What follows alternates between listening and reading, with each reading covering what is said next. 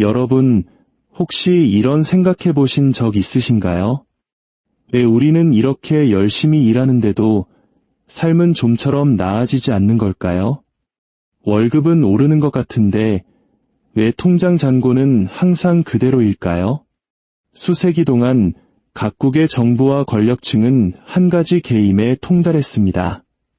바로 국민의 부를 보호하는 척하면서 조용히 그것을 자신들의 것으로 가져오는 게임입니다. 그들은 성장, 기회, 그리고 자유를 외칩니다.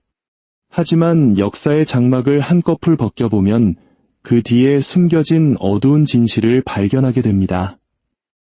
통치자들은 언제나 평범한 사람들이 힘겹게 살아가도록 만드는 보이지 않는 금융기술에 의존해왔습니다.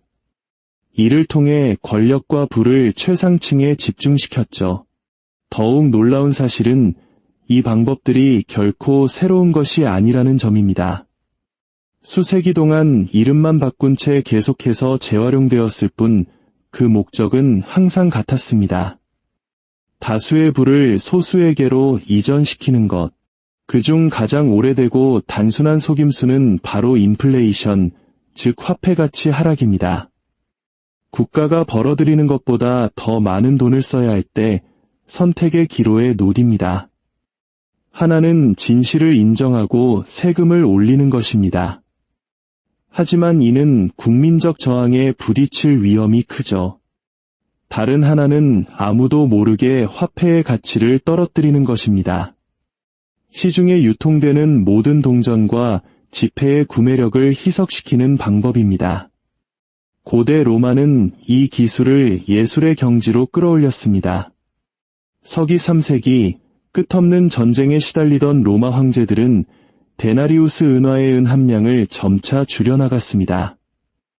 수는에 가깝던 동전은 결국 구리에 얇은 은을 덧씌운 가짜 은화로 전락했습니다.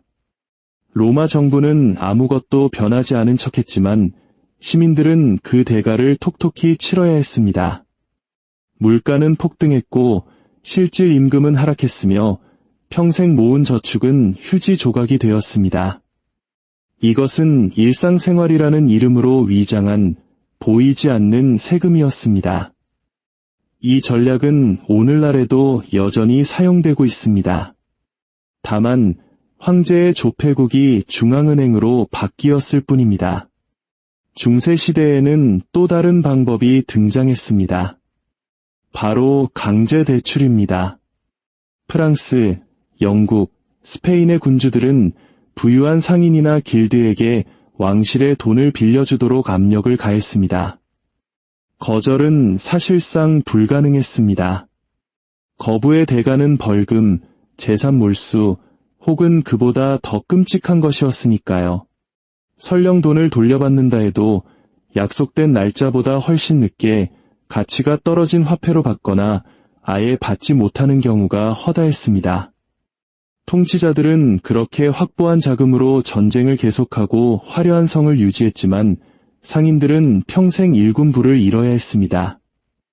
의무라는 이름으로 포장된 강압이었습니다.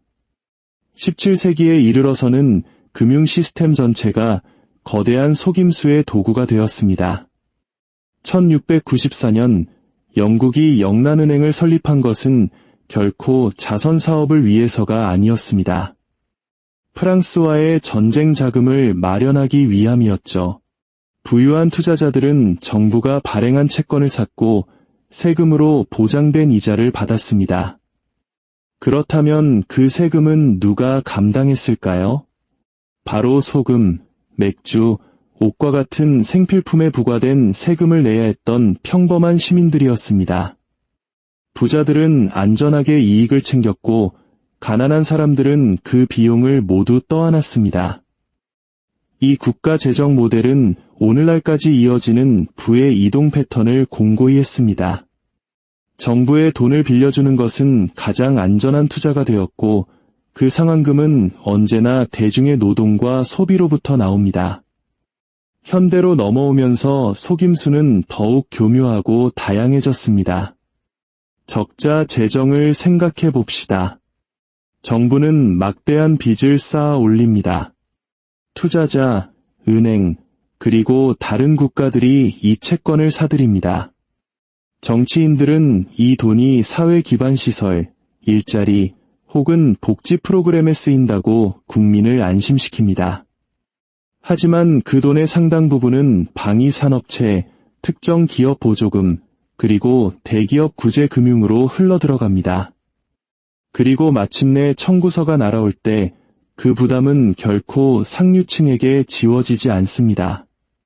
세금이 오르거나 화폐 가치가 떨어지거나 혹은 사회복지 혜택이 축소되는 방식으로 평범한 사람들에게 전가됩니다. 겉보기에는 국가 부채가 국민을 위해 쓰이는 것 같지만 실제로는 국민이 그 비용을 짊어지는 동안 이익은 이로만 향하는 구조입니다. 그리고 구제 금융이 있습니다. 2008년 세계 금융위기 당시 무책임한 은행들은 부실 주택담보대출을 섞어 위험한 파생상품을 만들어 팔다가 세계 경제 시스템 전체를 붕괴 직전까지 몰고 갔습니다. 누가 그들을 구했습니까? 바로 국민의 세금이었습니다. 그리고 위기 이후 누가 가장 번성했을까요? 놀랍게도 바로 그 은행들이었습니다. 이제 그들은 위기 이전보다 훨씬 더 거대하고 강력해졌습니다. 이익은 사유화하고 손실은 사회화하라, 그리고 이것을 시스템을 구하는 길이라고 대중에게 포장하는 것입니다. 우리 한국인들에게도 1997년 IMF 외환위기는 뼈아픈 기억으로 남아 있습니다. 기업과 금융기관의 부실이 어떻게 전 국민의 고통으로 이어졌는지 우리는 똑똑히 기억합니다. 심지어 우리가 노후를 의지하는 연금 제도조차 거대한 착시 현상일 수 있습니다. 수십 년간 노동자들은 정부가 운영하는 연금 시스템에 돈을 납부하며 그 돈이 미래에 자신을 지켜줄 것이라 믿었습니다. 하지만 많은 경우 정부는 그 돈을 현재의 다른 용도로 즉시 사용해버리고 그 자리에 갚겠다는 차용증서만 남겨둡니다. 미래 세대가 그 차액을 메워줄 것이라는 약속과 함께 말이죠. 이는 본질적으로 세대 간의 폰지 사기와 같습니다. 인구 구조가 변하고 고령화가 심화되면 시스템은 흔들리기 시작합니다. 그때 정부가 내놓는 해결책은 무엇일까요? 은퇴 연령을 높이거나 연금 지급액을 줄이거나 아니면 조용히 인플레이션을 통해 연금의 실질 가치를 없애버리는 것입니다. 이 모든 사례에서 일정한 패턴이 보이시나요? 속임수는 언제나 인식의 문제에 달려 있습니다. 인플레이션은 경제 성장으로, 강제대출은 애국심으로, 국가부채는 미래를 위한 투자로, 구제금융은 시장 안정으로, 연금삭감은 지속 가능한 개혁으로 포장됩니다. 언어는 진실을 가립니다. 부는 끊임없이 위로 흐르고 있는데도 말입니다. 대부분의 사람들이 경제사를 공부하지 않기 때문에 이 순환은 아무도 모르게 계속됩니다. 최근 수십 년간 이러한 속임수는 더욱 복잡해졌습니다. 양적 완화를 예로 들어보죠. 2008년 이전에는 대부분 들어본 적도 없는 용어였습니다.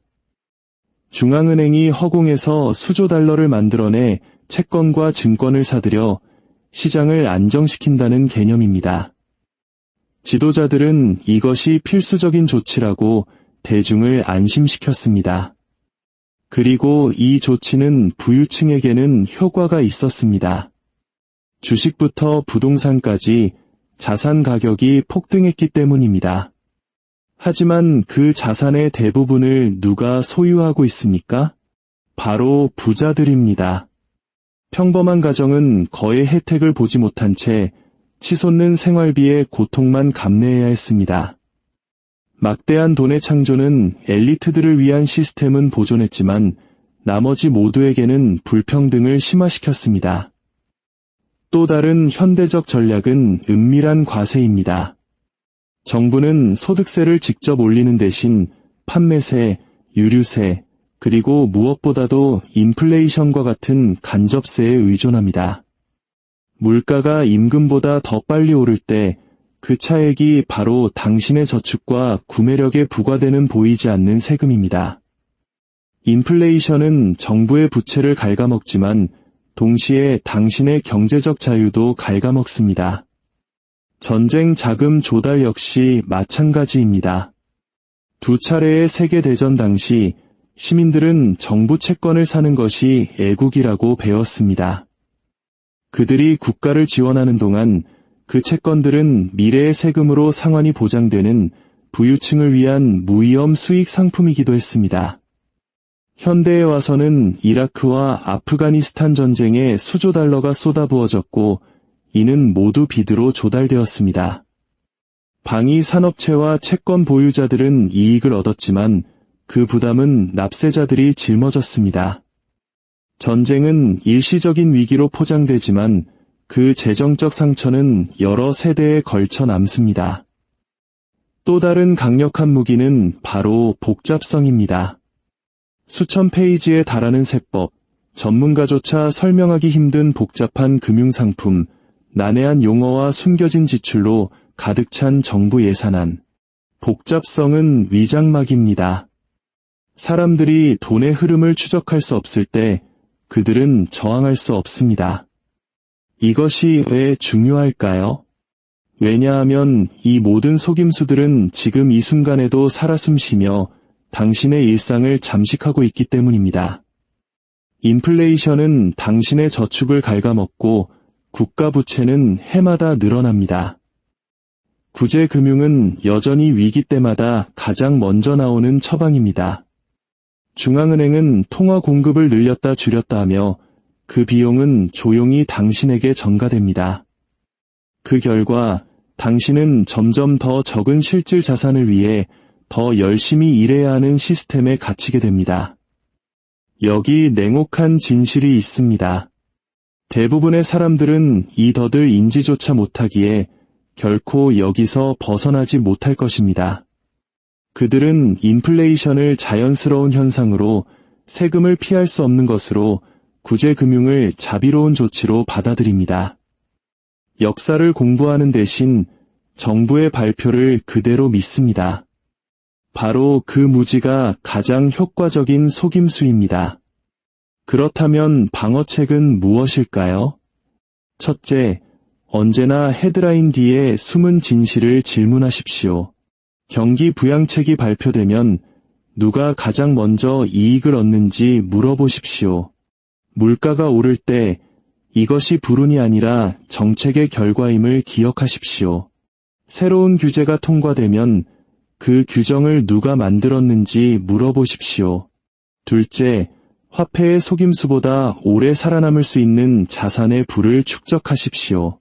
셋째, 이 시스템이 당신의 이익을 위해 존재한다고 절대 가정하지 마십시오. 시스템은 당신이 아니라 자기 자신을 보존하기 위해 존재합니다. 역사는 똑같이 반복되지는 않지만 역사를 배우지 않으면 그 역사에 깔려 뭉개질 것입니다. 고대 로마 시민들의 주머니를 털었던 금융사기는 오늘날 현대적인 언어로 위장한 채 바로 당신의 지갑을 비우고 있는 그것과 다르지 않습니다. 유일한 차이점은 당신이 그것을 제 시간에 알아차릴 수 있느냐 없느냐에 달려있을 뿐입니다. 오늘 우리가 나눈 이 이야기가 여러분의 삶의 깊은 통찰과 지혜를 더하기를 바랍니다. 이 지혜를 주변의 소중한 사람들과 함께 나누는 것은 그들에게 큰 축복이 될 수 있습니다.